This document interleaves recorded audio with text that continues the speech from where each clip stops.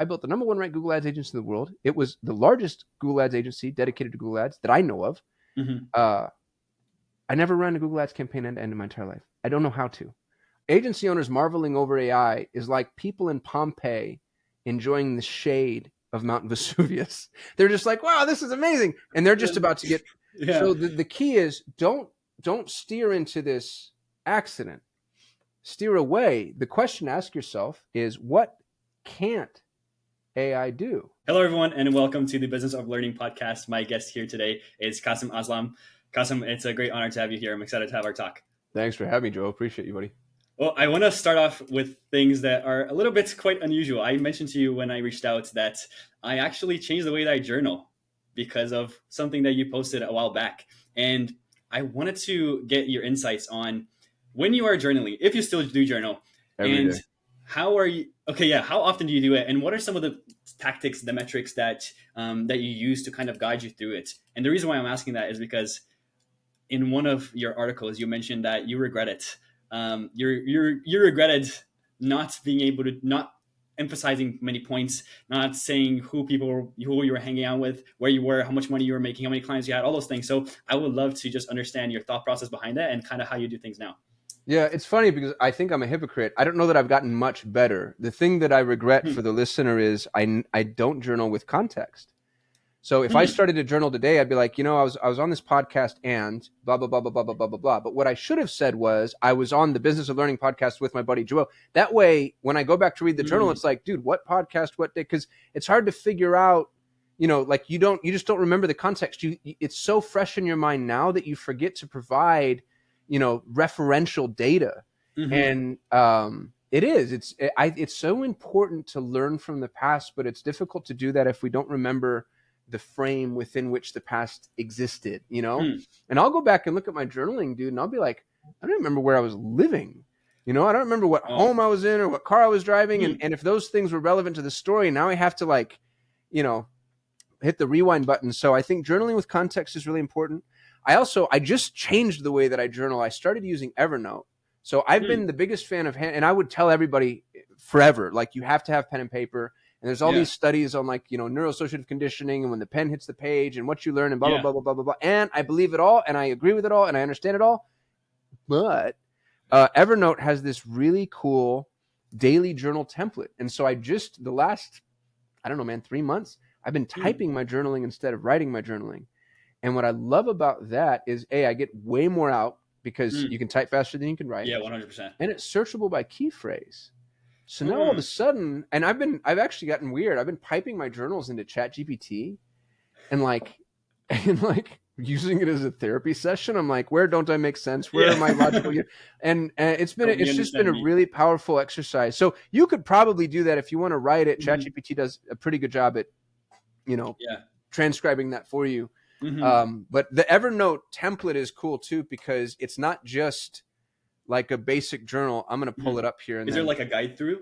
A little bit. Yeah. That's exactly it. It has like these categories. So if you open up the daily journal template, and I think they have a handful of them. This is the one that I had. Sure. It has a section for just to your basic journaling. And then it has you define your goals, define your feelings, which I really liked. Because I don't think that way. You know what I mean? Like I'm not a feelings thinker, but the older I get, the more important I realize that is.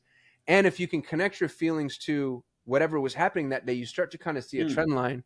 And then it has one for expectations, which is cool. So that's the AM. And then the PM has its whole other template. It's thoughts for the day, mindfulness, which is gratitude and inspiration. And I don't use all the sections, I use whatever inspires me or occurs to me, but that's what I've been using and I like it. Yeah. Are you familiar with who Dr. John Sarno is? No, never. So he has a couple books, and they're mostly on like back pain or neck pain or any type of pain, like bodily pains that we get.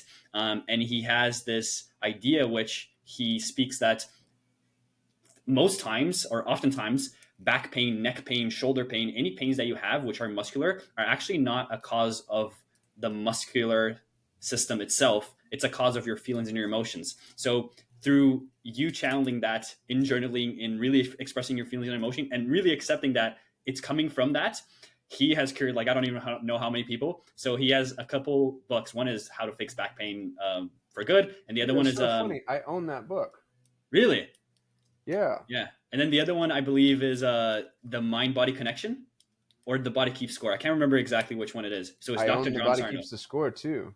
Yeah. So it's a really interesting one, and I lacked the emotion side when I was doing things. So I really try. I'm like trying my best to add that on and be vulnerable with it, which is kind of like weird to say because like we're writing to ourselves. I'm like, I don't want to say that. It's like it's just No, me. dude, Who else I've is I've gonna? had that experience too. When I was journaling, and when I journal, I still write as though somebody might read it. Yeah. I still, I'm still not 100% authentic. I'm still not 100% because there's just this thing in the back of Hmm. your mind that somebody's looking over your shoulder. Yeah. And yeah, I mean, to write as though to get that raw, Hmm. I'm sure there are people that do it. I'm not 100% there yet. I'm getting a little bit better as I get older. Hmm. Yeah. Um, but yeah, I'm with you. Awesome. Well, I wanted to talk a little bit quickly about a quick mention that you had during a podcast that I heard in 2023 from you, where you obviously had a couple exits now, very successful, and you were at least back then looking for that 9-figure exit. And back in that interview, you said that you were looking to do it in a way that you would help single moms in developing countries because that obviously reflects very well with your upbringing. And it sounds like you got a great start with that with Pareto Talent. Am I incorrect with saying that? It is exactly what we're doing. It's interesting. I don't think Pareto is a 9-figure business, to be honest with you. Mm, When we started it, we realized I hate the word scale. I hate it with everything inside of me. I wish I could set it on mm, fire. Not that there's anything wrong with it. I hate the way that people use it. It's like the word God. God mm, is the most important philosophical and theological construct, and then people run around using it to kind of drive their own agendas. So the word mm-hmm, scale is like that for me. And with that disclaimer made, this business doesn't scale, but mm, it's still the most fulfilling thing I've ever done in my entire life because we're taking people in emerging countries. Most of them end up being female, but we're not aiming just at women. mm-hmm, We're casting a broad net, but they tend to be the ones that are most receptive to the narrative, which is work from home, work on a flexible schedule, do meaningful work. mm-hmm, And man, the impact you can make, it's on an anthropological scale. Like if you take mm-hmm. somebody, because when you're raised in the Western world, you don't realize how hard everybody else has it. Like just transit, dude. Like if you're in Yeah. Delhi, India, or the Philippines, or East Asia, or North Africa, whatever, just getting from one place to the other is a danger. Transportation's more dangerous. People get sick more often. They don't have the social safety nets that we have. Mm-hmm. So letting somebody work from home, now all of a sudden mom gets to be home with the kids, Yeah. which is huge. And then we pay them more than they'd ever make domestically, which is huge. And then we give them meaningful work because most of these folks, I've got a lot of employees in Colombia right now, and Mm-hmm. the real labor force in Colombia is focused on call centers. Dude, a call center. I worked at call centers when I was a kid. I've worked at two or three of them. It's Mm. soul sucking. It's like the modern day coal mines. You know what I mean? It's Yeah. horrible. It's horrible. It's brainless, mindless, tedious. Mm-hmm. It's so so so hard.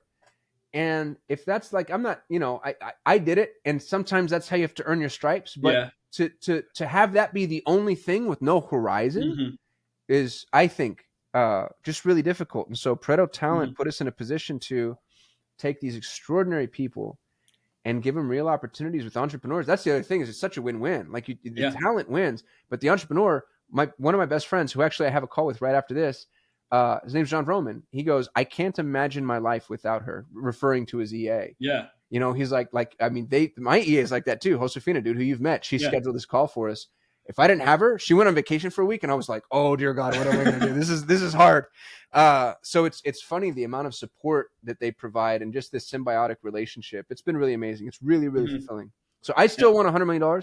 I think I'm Yeah. going to have to go at it in different ways. But yeah, we launched Mm-hmm. Pareto Talent, did exactly what I said I was going to do, and Mm-hmm. it's been amazing. Yeah. It sounds really. It gives them. It sounds like it also gives them that feeling of I actually enjoy what I am doing. Like for Yeah, example, I'll just mention Josefina. You said that she was going to be away for like however many time, and like 3 or 4 days before she was supposed to be back, she already replied to me. So like she's on vacation that's so talking to funny. me, and she's like, I'm like, I didn't expect this, but it sounds like there's no constraint whereas if she was in a normal job, she's like, I don't want to do this until I'm back. But Yeah, she's enjoying what she's doing. She enjoys working with you, and she just managed to just, hey, I'm on vacation. I'm still going to talk to Sijuo and obviously work, quote unquote, because she enjoys it. So that was really awesome. And What's the plan for the nine figure? Do you have a plan right now, or I know you have many There's so many ideas, plans. but Dude, everybody I know in the entrepreneurial world right now has the same problem. Mm, We all see so much opportunity. yeah, You know what I mean? Like it's just, it's overwhelming the number of things that we could do. And the other thing that's overwhelming about it is it doesn't feel like we've got a super long time horizon. mm, Like it's so I've put a bunch of horses out on the track. I own syndications.com. I own AEO.co. I'm starting an AEO agency. I'm starting a syndications platform. mm-hmm, Me and a friend are starting a AI enablement business. mm, I'm starting too many things, but the thing that's the benefit to me is I've got this labor force that lets me do that. So I own Pareto Talent, and yeah, I'm my biggest customer. I've hired more people than any other. I think I've hired 6 or 7 people. So what I do is I hire somebody and I put them in charge of a business, and then I have them, run off to the races. And so yeah, far, that's been we've started a high level agency specifically for people that need high level services. mm-hmm, Um, and it's the paradox of success because that's the thing is I'm used to starting things and you start 10 things and 9 of them fail. yeah, I'm starting 10 things and all of them are just like off like a shot. And now it's like, oh shit, I don't have enough time to really go chase all these balls down the field. So yeah. yeah, the Do you think new there's thing gonna I need come to a learn to do time? is say no. Mhm. Do you think there's gonna come a time where you're gonna have to choose between just one or all between all of them and just go straight and focus on one? I was thinking about this yesterday. Hmm. It's funny. The advice that we give young entrepreneurs is interesting because you have somebody, Hmm. you have the Warren Buffetts of the world that are like, say no to everything. I Yeah, focus on one thing. And that's really good advice. yeah, And then you have the Elon Musks of the world that are like, man, I try a lot of different things to see what works. hmm, That's also really good advice. yeah, You know what I mean? And it sort of boils down to just what works for you and not just who you are temperamentally, but also your context. hmm, Like what are your resources like? What are you capable of? What do you know? If you're really techie right now, if you really understand how to leverage AI, I think you can do a lot of different things. I really yeah, do. If not, I think maybe you should focus, and everybody's needs are going to be a little different. So I'd caution the whole world against taking anybody's advice wholesale because hmm, the advice it's always context independent. I hate telling entrepreneurs to niche down. So funny, all my money has been made in niching. Right, I hmm, had the #1 Google Ads agency in the world. I have a Montessori school agency. I had the highest performing real estate investment campaign on the planet. Like all micro niches, all of them. hmm, And yet, niching down is horrible advice because if you niche down as an early stage entrepreneur, you choose your niche arbitrarily. You're like, hmm, oh, I'm going to go help arborists or machine manufacturers or whatever. hmm, There's no way for you to know. It's like saying I'm going to drill for oil here, yeah, right? There's no knowing that there's any oil there or hmm, how deep that well goes. And so what you have to do is you have to start broad. And then hmm, you narrow down and niche, but don't niche down right out of the gate. That's bad advice because the advice is context independent. hmm, So there's a lot of things like that. I think I'm going to stay broad for the foreseeable future. And hmm. then when I really do see that $1 billion lick in front of me, and I actually just got involved in a project. I'm going to be so cryptic, dude, like such a douchebag. I just got It's all involved good. in a project that has we're talking people at the literal highest levels, Mm, of both business and government. And I think that one, it has massive potential, but I'm a small piece of the hmm, pie. You know what I yeah, mean? And I want $100 million. And after I get $100 million, I want $1 billion. And yeah, after I get $1 billion, at that point, inflation will have meant a billion isn't really worth it. You know what I mean? Like I just don't see this game stopping. yeah. So yeah, man, I'm just gonna stay on this train until I get bored or tired or lonely, and then go figure Hmm. something else out. Yeah, I like that you quoted a while back a Tony Robbins quote where it's be careful when you accomplish your goals. Yeah, Um, and it's I'm still chasing a lot of my goals, still in the pursuit. And it's hard when you are in the pursuit to understand that you are in the pursuit and that the goal is the pursuit, not the actual goal itself. yeah. So it's interesting to see so many people giving the similar advice of careful what you accomplish because then you're gonna have nothing else to look forward to. But it's always just moving that goalpost, just moving that goalpost forward and forward and forward. Dude, I one of my closer friends just sold his business for $24 million. He Hmm. was 100% owner. It was an all cash transaction. He's did it. 24 million bucks. You're not ultra high net worth yet. I think ultra high net worth right now is benchmarked at 30 million. Hmm. But and he had money before that, so maybe he's close to that. Yeah. He couldn't be more depressed. he called me the other day, and he's this really, really brilliant human. But it's like, man, I spent 20 years building something. I don't even know who I am anymore. Hmm. And when I used to hear those stories as a young entrepreneur, and in my mind, I would just be like, "Fuck you! Are you know what I mean?" I would get so mad, bro. I'd burn inside at these imbeciles because I was like, "You are." But now that I'm on the other side of that Yeah. fence, oh God, I get it. It's like, man, Yeah. I love money's great. My Hmm. children are healthy and happy. I have access to healthcare and food other people don't have access to. I have access to, school systems other people don't have access to. I get to Yeah. travel all the time. Like, money's great, great, great, great, great, great. Love it, and doesn't make you happy. It just doesn't. I can tell you, as a guy with a whole bag of money, like it does not do the job. Maybe it can get you a little closer. Hmm. Being able to help people really juices me. I got to Yeah. fund a friend's philanthropic endeavor. I wrote him a relatively large check to run around the world and make music with children in emerging nations. And that Hmm. might be one of the most meaningful things I've ever done in my entire life. That Yeah. made me happy. Hmm. And without that money, I wouldn't have been able to do that. But it wasn't really the money. You know what I mean? It was Yeah. like the thing beyond that, kind of Hmm. the money opened the door and then we walked through it together. But even that feels fleeting. So if you're an Hmm. entrepreneur and you're chasing money, number one, you're going to get it. That's the other thing. That's the promise I'll make you on a long enough timeline. My friend Artyom says this. He's a brilliant entrepreneur. He's worth 3 times what I'm worth. And he goes, he and I are on the phone. We have a accountability call every Monday. He's like, I'm only rich because I'm lucky. Hmm. And I was like, bro, dig into that for me. And he's like, and he was telling me about how he made his money and how it was right place, right time. And he just totally lucked out. But he goes, but I was on the field and I stayed on the field when most people refuse to do that. Because most people, it starts to rain, it starts to storm, the cannons start to fire, the Hmm. whatever, and they won't stay on the field. And dude, Yeah. the same thing is true for me. I had an 8-figure exit. I had 60 unsolicited offers because I owned a Google Ads agency right when everybody wanted a Google Ads agency. Hmm. I was on the field, so I got super, super, super lucky. And I just stayed on the field. So if you stay on the Yeah. field long enough, stay on the field of battle long enough, and dude, every dog has his day, and the sun is going to shine on you at some point. It is absolutely inevitable. I promise, promise, promise. And the odd thing is you're going to look back and be like, man, that was actually way more fun than I realized. And now what? Now what do I do? That's so interesting because I think it might be one of those things where you can only really conceptualize. Like I get it, but it can only conceptualize once you go through it and you're like, that's Ah, what they're all saying. So yeah. it's interesting. It's interesting to just always get that reminder over and over and over again. You mentioned obviously AI, and AI is a big buzzword for everything now. And I don't know if you saw a Gary V video, a quick clip of him where he's on stage and he's asking like about the entire room, and he goes, "Oh, who's here using ChatGPT and all these things?" And there's a bunch of like 50-plus-year-olds lifting their hands, and he goes, "These fucking old heads are going to ruin Google." And he talks about Google Ads just being um, pretty much gone in the It's next over. 7 years or so. What do you think 7, about dude. that? Do you see that 24 going? months. Hmm. Oh yeah, Google. I just posted this to my Facebook page. It was a Reuters article, I think, that projected Google loses 25% of total market share by the end of 2026. It was an article written in June of 2024. Hmm. We're in Q1 of 2025, and it's already happened. And nobody quote me on that data because you have to Yeah. look into it. But we're already pretty close to Google having lost 25% of its viable search traffic. Um, what can we call that? It's monetizable search traffic. And Hmm. dude, I used to call Google Lord Google. I like Scott Galloway's statement that Google is effectively God Hmm. in the ways that society conceptualizes God. And Google is no longer my default search engine. Yeah. ChatGPT is. I use a little Chrome extension that flips me over to my GPT. Yeah. I'm actually very, very long on Google. I own a ton of Google stock.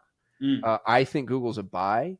And if you ever want to lose money, by the way, just follow me into the stock market. I swear to God, Writing this is everything true. down. Keep going. Keep going. Yeah, I short everything I do. I bought Nvidia 48 hours before the biggest tech sell-off in history. Like, I am the worst. So, but here I am. I'm going to spec in the bushy babble. When you give Yeah. poor people money, we all think we're investors. Here's the thing about Google. Here's why I think Google wins the AI battle. Google has more data and better data than any other technology company on the planet, and AI is hyper data dependent. Hmm. And everybody thinks that Google's a search engine. It's not. It's an ecosystem, right? Because Google's not just Google search. It's also Google Chrome. So it has the number one browser in the world. It's Google Drive. It's data repository. It's Yeah. Google Analytics, which is on 99% of all front-facing websites. So Google has been collecting this data for 20 some odd years. Hmm.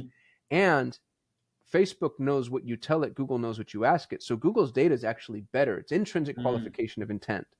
I think Google wins the data war, and 90 some odd percent of Google's revenue is still ads. So Google's going to lose the revenue game in for the next who knows what period of Hmm. time. And dude, I don't see AI. I don't see generative information being an ad game. I could be wrong. I'd love to be wrong because I'll Mm. make a ton of money because I'm good at that, right? Like I built the number one ranked Google Ads agent. I could Yeah. easily just with the name I've built and my business partners, I could flip that instantly.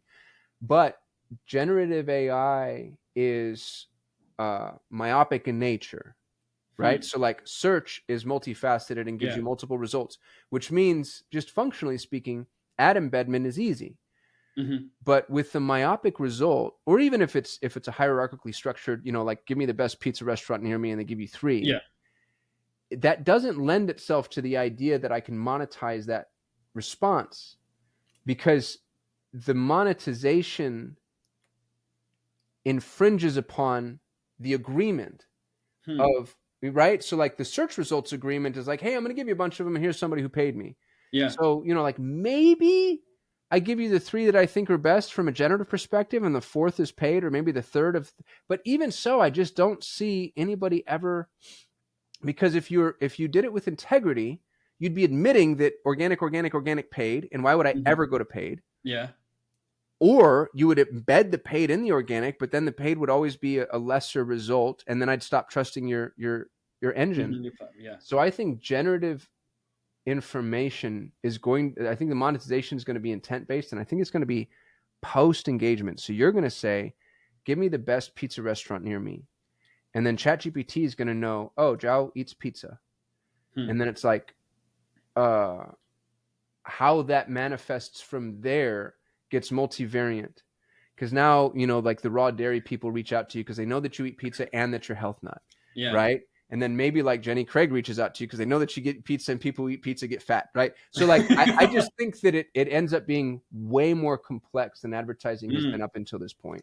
Interesting. So you, in your point of view, and correct me if I'm wrong, it's not even the generative AI combating or embedding with the paid side of things itself, but more so how the search engine is going to apply to the generative AI to then get people what they want, quote unquote. Is that kind of what you Post said? click. Yeah, I think it becomes after, like we're used to monetization happening Hmm. as almost like an intermediary, or I think it happens after the fact. And I mean, they still monetize us. They monetize our attention. They monetize our Hmm. intent. But I think they're going to do it in far more elegant ways. I think it's actually going to get less and less obvious to the average consumer that they're being monetized. Yeah. It's going to get native to our experience. The monetization Hmm. opportunity is going to get native to our experience. And I think it's going to be, you know who has the ecosystem to do this, and for some reason that I do not understand, won't? No idea. Apple. Hmm. Apple could and would win the AI game, the attribution game. And the reason for that is because if you use Apple products, I use Apple products. I have an Apple Watch, I have a tablet, I have an iPhone, I have a computer, I have a laptop. I'm never not on or near an Apple device. Hmm. That's not true for any other ecosystem. And Apple's end to end. Hmm. So Apple really could, if they wanted to get very intrusive, organically intrusive, Apple, I think, could start to, it could be the shepherd to the flock of sheep, and they have the most valuable sheep too. All the wealthiest people are on Apple products. Hmm. And yet they've chosen to kind of sit this out, which I think is really, really interesting. I'd be excited to see what happens when Apple enters the fray. And do you? Yeah, I would assume that they're not sitting out; they're just kind of like waiting their time. But do you? Dude, I thought What? that about ads. Apple never, except for the App Store, Apple Hmm. never ever built an ad ecosystem. You're right. That's Hmm. insane. It's insane. They left a literal $1 trillion on the table, staring down Meta and Google. And yet Apple, if you really think about it, in order to go to Google, I have to go to Apple first, right? I have to Yeah. unlock my iPhone to go to Google. In order to go to Meta, I have to go to Apple first, as iOS Yeah. 14 Yeah. proved. Of course. Apple could have very instantly been like, wait a minute, and in an elegant way, in a way that's native to my experience, meaning I don't even realize how effectively I'm being advertised to, and for some reason they didn't do it. And I would scoff at anybody who claimed integrity. You know what I Mm-hmm. mean? I don't think Apple's a very integrous organization. I don't think they have been since their wizard died. Mm-hmm. Um, but they're smarter than me for sure. So there's a reason they're not doing it. And I mean, I guess we're gonna see. We will see. Yeah. And I was wondering, so as someone who started the agency at first only doing ads, I was like, hey, I'm going to do Facebook ads. And Yeah, that's what it was. How do you see that no longer doing that? Because I don't think it's going to, it's over. I don't think it's valuable at all to just have that tunnel vision on one thing that people don't really truly care about. Obviously, like they don't care about the ads, they care about the results that they get. So that's one thing. But also just being more multifaceted on how you help the companies that you work with. I think that's such a more effective way of helping companies as opposed to just, hey, I will do this one thing for you and this one thing only. But with that being said, how do you see the media buying with AI? And I'm sure you've seen DeepSeek stuff and everything that's coming around. How do you see all that? Those guys lied through their teeth. That is such horse shit. We built this for $6 million. The UI is more than six. There is no way. Like if you've ever done business in China, and I'm stealing this from my business partner Perry Belcher, who's been there for 30 years. Yeah, I have They're not lying actually. through their teeth, dude. It's like it's obviously, and somebody made billions of dollars on that. They claim this thing, put out the press release. Nvidia tanks by 20%, and somebody bought up, $65 billion worth of stock in 2 hours or something insane. Yeah. Yeah, DeepSeek is full of shit. But sorry, keep going with your question. No, yeah. So I was wondering what were your thoughts? Obviously, you had a Google Ads agency, which is I know you did way more than just, hey, we just do Google Ads. There's a So lot we more do. that goes. No, I know, but Yeah, like there's a lot more that goes into delivering that as opposed to just click the button and do it. yeah.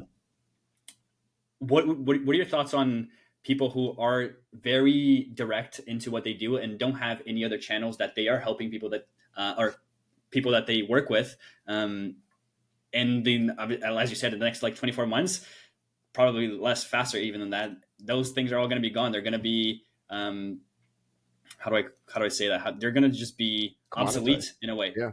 So When I sold my agency, I sold to 200 clients. 6 months later, there were 130 clients. Because of AI, Performance Max, and more than that, the complete loss of tracking and attribution.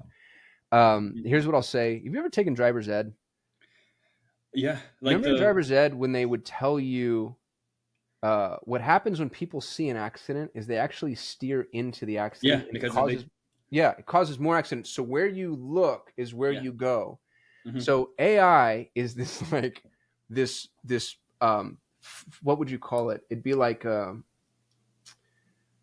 it's a potent fire burning at a degree that is incalculable to the human mind and will vaporize you if you get close to it. Okay. Mm. And so it's this meteor of this fire that just hit, and all of us are steering into it. And I know that because I watch my social feed and I see these media buyers or creatives or agency owners saying, look what AI can do. Look what AI can do. And I put this thing up on Facebook. I said, agency owners marveling over AI is like people in Pompeii enjoying the shade of Mount Vesuvius. They're just like, wow, this is amazing. And they're just about to get. Yeah. So the key is don't steer into this accident. Steer away. The question to ask yourself is, what can't AI do? Because if AI can do it, stop getting excited. That means that you can no longer do it, right? Go do the things that AI can't do. And I said that another way. Here's the framework. If the road is paved from end to end, that means that an automated vehicle can get there, right? So if from start to finish, I pick up here and I drop off there, if the road is paved, then the automation can do that thing. So like Google Ads, paved road, Meta Ads, paved road. Almost all engineering and development right now. I don't know if you've played with like Lovable or Bolt, but oh my Not dear really, no. God, dude, they're amazing. My business partner built an entire application that would have cost me $150,000 in an evening with 166 prompts using Lovable. It was amazing. It's amazing. It's on. Yeah, He posted a video on it. Go to Yvonne Boone and check out all of his stuff on LinkedIn. Paved roads mean the machine wins. What you want to look for are roadblocks, tolls, which means regulation, really regulation or potential litigation. So roadblocks, tolls, but more importantly, jungles, trails. So what are the things from an entrepreneurial perspective that would require a human, using this metaphor that we're in right now, to get Mm-hmm. out of the car and march through the forest or the jungle or the trees or the whatever. That's where the opportunity is. Now, here's what sucks about that opportunity. It doesn't scale, Hmm. obviously. And it doesn't scale because if it scaled, the machine can do it. So Yeah. you, me, and everybody else chases scale. One of the words I hate. Uh, and yet, scale is important up until the point that AI can do it, and then AI takes it and says, "Thank you so much, I've got it. Good job, kid." Mm-hmm. So it's not that scale is bad; it's that the pursuit of scale puts you in a position of pursuing your own obsolescence. So Mm. business owners need to do the things that do not scale. That means get on the phone with your client. Oh God, what do you know what I mean? Like actually jump on and be like, hey, let's do a screen share. Do you have any questions for all the things that we've been trying not to do for the last Yeah. 20 years just became the most important thing you've ever done. Networking events, face to face. Yeah. Dude, this shit. Look at this. You and me talking right now doesn't scale. I Yeah. am not scaling my time right now, No way. nor Yeah. could it, right? I'm going to do my best to repurpose content, and so are you. Of And yet, course. here we are. Like your non-scalable time and my non-scalable time inside of this agreement that we're having so that a Yeah. conversation can ensue that hopefully triggers some event that makes us both money in some way down the line, right? Like totally Yeah. non-scalable Mm-hmm. and yet supremely valuable. So Here we are. Yeah. agency owners, go do the shit that don't scale Mm. because the people that are chasing scale are the people that are going to find themselves in forced obsolescence. That is so interesting. I really like that reframe. I like the analogy you use, and in a way, it's like yes, there are things that we can leverage, which is AI. Just like let it do its thing, but everything else is just like put the effort in because the bar is set so low.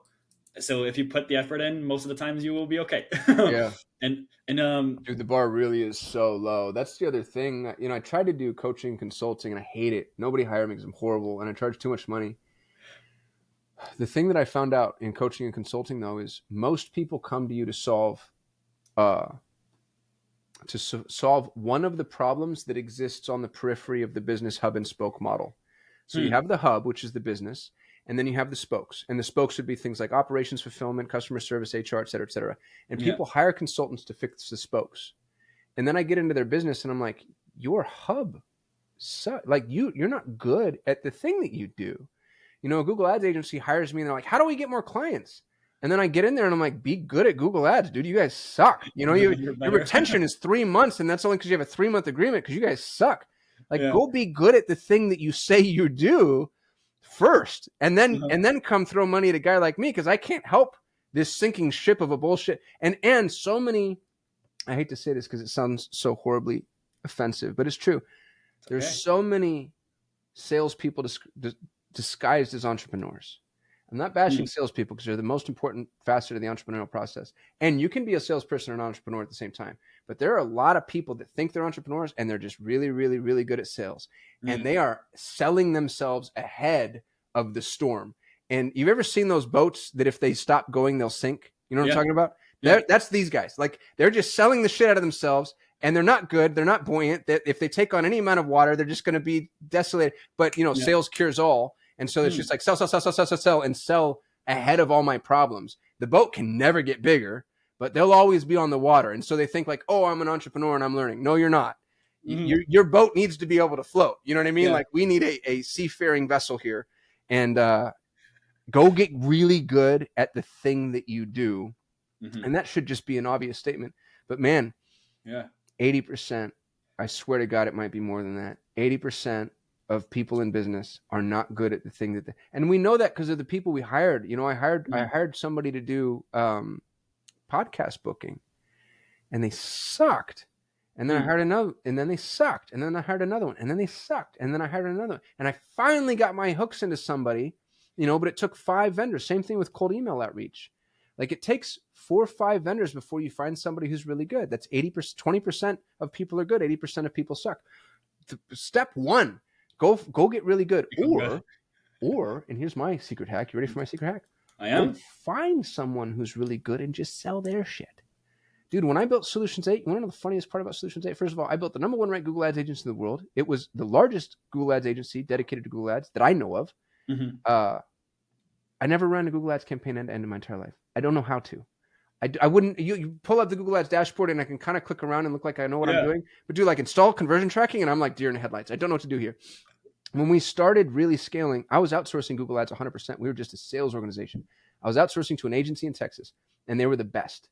I called Hmm. every single Google Ads agency that offered white label services. I still have that sheet. It's on a Google sheet. I talked to 23 different people. 23 agencies were on my short list, and I talked to every single one of them, and I put them through the ringer, and then I tested 3, and I hired those guys. And they were my fulfillment house for years. And then that Hmm. relationship blew up, and I brought it in-house. But for the longest time, I was just reselling somebody else's stuff. So if you're not Wow. good, that's okay. Go find somebody who's really, really, really, really good. And by the Hmm. way, people who are really good at what they do suck at sales. Generally as a prerequisite, that's true. So they need you and you need them. And you Yeah. partner up and you become the sales part and sales and marketing, they become fulfillment and operations. And dude, it's a match made in heaven. Hmm. Interesting. And that's I was not aware of that, so I like that secret.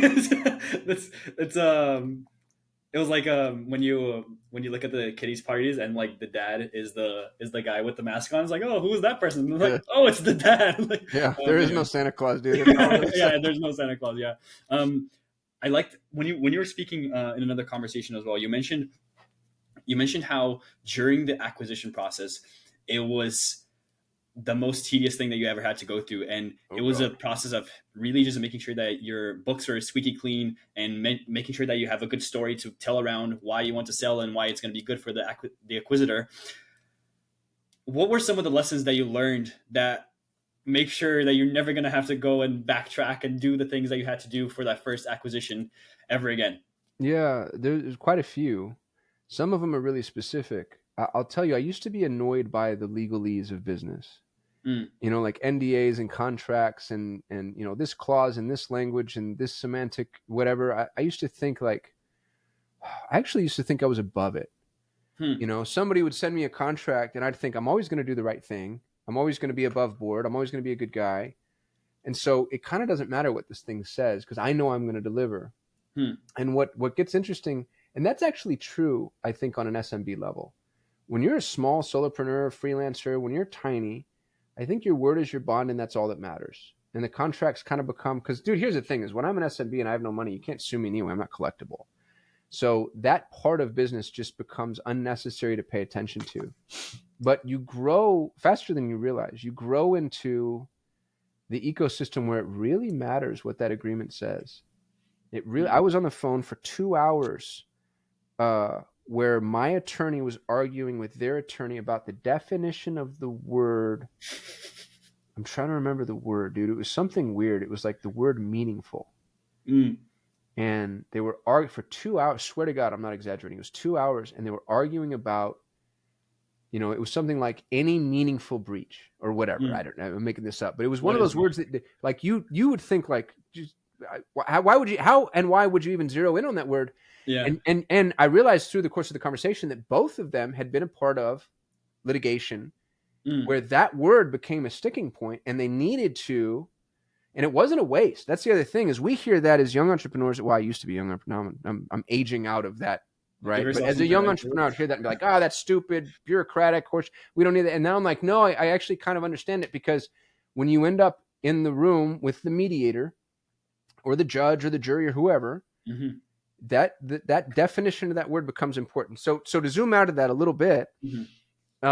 the agreements that I had people sign when you sell your business and you're small, they don't buy the business, they buy the assets. It's called an asset purchase agreement, which means they're buying IP and they're buying your agreements. Well, your agreements are what? Pieces of paper, right? Or DocuSigns or whatever, but Yeah. it's the written word. And there were things in my agreement because my business mentor had me put them in there. Thank God that if they weren't in there, my business was either non-sellable or sellable at a massive, massive discount. For instance, all contracts were assignable. I didn't know why that was so important until I sold a business with 200 clients. And if my contracts weren't assignable, I'd have to go to every single individual client and say, Mother, may I?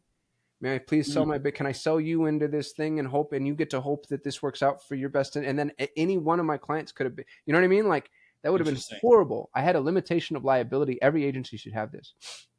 I had a limitation of liability clause in my agreements that said the most I'm on the hook for is 3 months fee. Here's why. I'm managing $100 million in ad spend, which is way more money than I'm sub $10 million in revenue. I'm managing $100 million in ad spend. Hmm. So I am liable for more than I'm receiving, meaning the risk to me is far greater than the reward. Mm-hmm. Why would I ever do that? You know, it's like, why would I take this $100 million risk just for the chance at 40% of, $7 million? Mm-hmm. Uh, unless I can tell you, like, look, we're going to try our best. We're properly insured. And if you ever sue me, the most you can come out. Here's the thing that's interesting is when I put that clause in there, I thought people were going to fight me on it. I never had one person mention it one time, not once. Hmm. I never had to use it, thank God. But it was just a good point of risk mitigation because when you start to grow, Yeah. things can go wrong, dude. I had an employee spend 50 grand of a client's money that we weren't supposed to spend, Hmm. and thank God my business insurance covered it, and it happened during my exit. But those are the types of things that you realize, like, man, these this structure is in place for a reason. The legal structure is in place for a reason. The compliance Mm-hmm. structure is in place for a reason. And we can just, I mean, I used to be an anarcho capitalist, churned libertarian, turned who knows what. Like as a Yeah. kid, I used to think like, dude, we don't need government, and now the older I get, the more I'm like, yeah, a little governance. Mm-hmm. You know what I mean? Like actually keeps people Important. from selling lead paint toys to children, right? Right? Like Mm-hmm. there's shit that should just be enforced, and because there are unscrupulous humans out there, it should be law. And so Mm-hmm. selling my business taught me that like a lot of the stuff we don't pay attention to as young entrepreneurs gets really Mm-hmm. important really quickly. Interesting. And is there? You mentioned like having those terms in the actual contracts, making sure that it's signable. The other thing that you mentioned, is there anything else that you're like, huh? I wish, or I'm very glad I did this one or two things. Maybe it was in the contract, maybe it was in the Dude, preparation, I wish maybe I it did was in way the. more tax prep. I, Mm. I, I had a 7-figure tax bill when I sold my business, and I probably could have saved $1 million if I spent any amount of time ahead of time planning for taxes. Hmm. Perry Belcher says this all the time. Perry Belcher, he's my business partner in Driven, so I quote him a lot because he's one of the smartest people I've ever worked with. Yeah. Your biggest bill in life forever is and will always be taxes. Hmm. Your biggest expense, when you spend more money on taxes than you do on anything, cost of goods, payroll, advertise, anything. And yet, how much time have you or I ever spent on tax prep? Or we can't call it tax evasion. What would you call it? Tax strategy. Like, Yeah. there are people out there, but I won't say their names because I don't want an IRS And you don't know inquiry. any of them either, of course. Yeah, right. But there are people out there that make it their job to not pay taxes, and there are Mhm. ways to do that. By the way, accelerated depreciation in certain asset classes, and there are ways to legally drop your tax burden to Mhm. literal zero. I have friends that pay zero federal taxes, and they do it legally, and they've never gone to prison. And Mhm. but it requires that work, and it's Mhm. it's a code that you can crack, but it's tedious. And I Yeah. wish I had done that because, dude, I pay so much money in taxes. I could have a Ferrari for every day of the week with the amount of All money the I've given tax. to the federal That's funny. government. Um, oh, thank you for sharing those. I want to take a bit of a 180 turn here, and this is actually something that I found out very recently about you, which is an experience you had with something that comes from the earth, and it's mushrooms, and Oh yeah. It's interesting because I we don't have to go too much deep into detail. I don't have to retell the whole story, but I was wondering. I've done them once, and the intention behind me doing it is like I really just wanted to have a perspective that I didn't have in life, and I think I managed to get that. But for you, what were some of the things? Did you have any different perspectives when you came out of the experience of like, my view on this thing in my life is different, and I will now act differently because of it, or was it just more so the exploring, like meeting yourself at a younger age, at an older age, and kind of like, oh, I really aspire to be that person, and I hope I can become that person. What was like that moment for you? It was due. Yes, I've done it twice. Hmm. It's interesting. I think it's the most important thing I've ever done for myself. It was deeply therapeutic. There's a lot of scientific literature about psilocybin specifically. Yep. Tony Neurogenesis. Robbins just did an interview with Jordan Peterson where they talked about this. Yeah. They took you've heard it. I watched it. Yeah. Yeah. So like it was a double blind, as good as a study can get, and psilocybin had the most positive impact on depression in compared to any other what would you call it imbibable intervention Yep. And then, the only thing that beat it was, and Tony Robbins talked about this, was his, like Mhm. actually engaging with other humans. But Yeah. in terms of taking something, and this is the other thing that's interesting: the fact that psilocybin mushrooms are illegal or even looked at as a drug is insane. Yeah. Have you looked up the side effects of psilocybin? No, I actually haven't. No, There are I'm. none. Yeah. Mm. There are none. The side effects of sugar are, a laundry deadly. You know what I mean? Yeah. But the side effects of psilocybin do not exist. Hmm. Um, I wouldn't recommend. Like, I think that this is going to get weird and esoteric. You're good. I think that it's medicinal, and it's Hmm. a process that should be honored. And if you believe in God, I think that that type of plant was offered by God for very specific purposes. I think Yeah. that all religious texts were written with some type of influence like that. And I think if you're going to, do mushrooms and go to a rave, you're doing this very wrong, and it's actually you're Yeah. dishonoring this process. Yeah. You know what Um, mine looked like? I was with three friends, and one of them had a lot more experience with it, and we were literally outside of his trailer.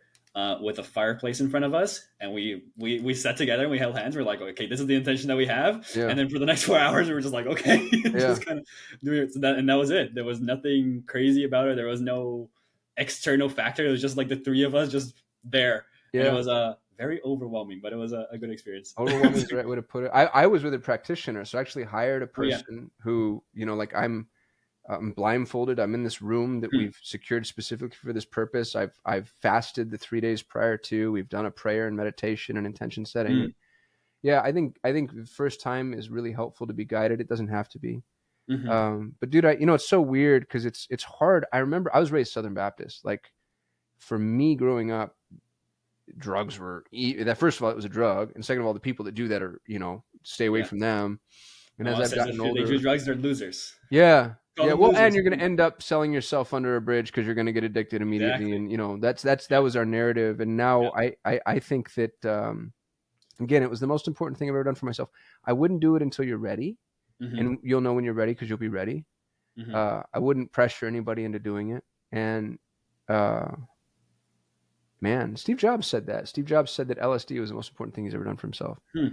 And so LSD is a little bit different for me because it is manufactured, and I like that. Mushrooms are grown, right? Yeah. But yeah, dude, it was really powerful. Um, it's probably something I will revisit on a semi-regular basis. If I did a journey once a year, that feels congruent. I think any Yeah. more than that feels like abuse to me. But Yeah. yeah, My first reaction when it happened, I was like, that was interesting, and I'm glad I did it. Not again never for a gonna do very it long again. time. Yeah. Yeah. So Well, the download too, depending on what happens yeah. for you, like the amount of information you receive and what happens, like it's not an addicting substance. As Yeah. a matter of fact, in my opinion, there's something about it that actually like it's almost like a really really intense exercise. If somebody's like, "Oh, do you want to Yeah. do the mushrooms?" I'm like, "Oh, I do Yeah. not think I'm ready for that It's right a now. commitment. I need to Yeah. work up." Yeah, Yeah. That's interesting. Well, I want to finish off with one thing here, which is actually tied to the LinkedIn post that you put up, I believe yesterday or 2 days ago. I'm not sure if it's you that manages the account or I'm if it's rich. Yeah, I wrote that. okay. Awesome. Yeah, that was a very very well put, and I really appreciated the way that you just told the story there because as someone who was also child of immigrant parents, I moved to Canada when I was 13. I'm now 25. It was very nice to see and also reflect on your viewpoints of being able to do the things that you do because of the people that you love and what you want to achieve for them. And I also believe you mentioned that when you sold your company, you gave away a lot to people. And I think that's something that I look up to. Not I think, I know that that's something that I look up to a lot, especially as someone who's striving to achieve things so that I can provide back for my parents, my family, and all the sacrifices and rewards that they made. So I don't even want to ask too much about the post, but I just want to share the appreciation for it because I think it's so important to show people how actually truly caring overcomes the need and the greed for money and success. And it's what you do with that success. So I really enjoyed reading that post. So thank you for sharing that. And I have one last question for you, if that's okay. I'm ready. Yeah. Okay. I'm sure you're familiar with Stephen Bartlett. Oh yeah. Yeah. So he has a section where he asks a question for the previous. I think it's very smart. So I stole it from him. So fire. I don't know, Steve, hate me if you want. I like you though. Here. So the question is from the last participant, which is how do you manage the roadmap of your company when oftentimes that road is extremely long? It's funny, man. I believe in goal setting. I Mm. don't believe in annual plans. Hmm. I don't really believe in quarterly plans. And I've seen organizations run that way, and I think it's such a flawed model and perspective, especially the further down this AI trail we get. I've always felt this way, and AI just proved me more right. Mm. You can't make an annual plan about anything. What are we going to plan? You know what I mean? Like It all goes through the window. pick a business category. You know what I mean? Like fulfillment or customer acquisition. Or there's nothing to plan because we have no idea what's going to be true in a quarter, much less a year. Hmm. And so I really like sprints. I like. I really like that. I have this analogy that you can help me name because I don't have a good name for it, but I call it the soccer ball analogy. The cool thing about soccer, my 7-year-old's obsessed with soccer, so I watch a lot of it. Good. Um, I'm from Brazil, so so yeah, that's you know, good for me. the thing that's interesting about soccer is unlike most sports, right? Like unlike, basketball or archery or tennis or racquetball or golf even, Mm. you're actually not trying to score most of the time. You're Yeah. trying to get the ball down the field. And then when you're within 20% of the end of the field, right? Maybe even 20% is actually a lot. Yeah. Like then you start thinking about how to score. But up until that point, nobody ever, except, like on accident or happenstance, is launching the ball at the goal, and you're just getting the ball down the field. And I think that that's true for entrepreneurship and business. Hmm. These annual plans and this, level 10 meetings and all this infrastructure and bureaucratic horseshit, they keep trying to score. And I'm like, dude, kick that ball as far and as fast as you possibly can in the direction that you know it needs to go, and then go chase the ball. And then Hmm. kick it again, and then go chase it again, and then kick it again. And that's why all these small, nimble companies are the ones that are winning, and all these like big behemoth, Hmm. whatever, are being left in the absolute dust. And I think that's going to become more and more and more true. So I would be really careful Hmm. about looking at time horizons. There's a great, amazing book series. I love it to death. It's Brandon Sanderson's Stormlight Archives. And in Stormlight Archives, the question is asked of the main character. And there's a spoiler alert coming, by the way. Go So if you ahead. haven't Go read it, crazy. there's a question asked of the main character: what's the most important step for a man to take? Hmm. And it's 2 or 3 books that this guy's trying to answer this question. And I think by the end of the third or fourth book, he comes to the realization that the most important step to take is the next one. Hmm. And dude, we are running as fast as we can across the bridge that's manifesting as our feet land. Hmm. You know what I mean? Like, kick the ball, move, experiment, play, try. But if you're on the sidelines, or if you're in the conference room, on your whiteboard planning shit, like, you're Hmm. wasting your time. Get out on the field and kick the ball. That is, I really like the. I don't think you need to rename the analogy. I think it's good. I think soccer ball analogy is good. We'll stick with it. Akasim, thank you so much for your time, man. I really appreciate you. If there's anything that you would like to let people know, where do they go if they want to keep up with what you're doing or what Yeah, you got dude, I going just started a YouTube channel. Everybody go subscribe to me on YouTube. You can go to Kasim.me for all my links, and the YouTube link is in the bottom. And I want to be YouTube famous. I actually want 1 million subscribers by the end of this year, and I'm only at 600. on. So There you I'm have it. only short 1 million subscribers. So if you can help me get to my 1 million subscribers, that would be great. Awesome, Kasim. Thank you so much for your time. Cool, brother. Appreciate you, dude.